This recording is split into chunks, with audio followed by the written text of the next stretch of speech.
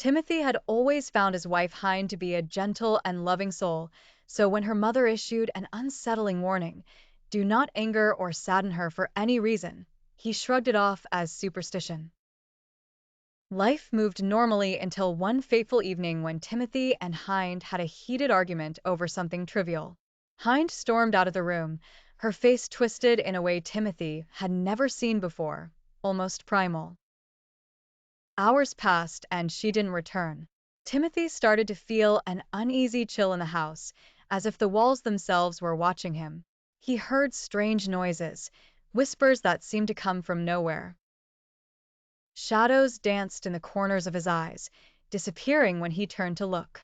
That night, Timothy saw Hind standing in the hallway, but something was wrong. Her eyes were dark voids, her face a canvas of twisted rage and sorrow. She glided rather than walked, her feet never touching the ground. Terrified, he stumbled back to their bedroom, locking the door. But locking the door did not lock the fear out. A scratching sound echoed from the walls, growing louder and more frantic. Suddenly, the noise stopped. Heart pounding, Timothy cautiously opened the door, only to find Hind standing on the wall like a spider, watching him with an inhuman hunger in her eyes. In desperation, Timothy called her mother. Her voice was filled with sadness and resignation. "Hind has been with me for the past 3 days. Whatever is with you is not my daughter." His blood ran cold as he dropped the phone, unable to comprehend what he had just heard.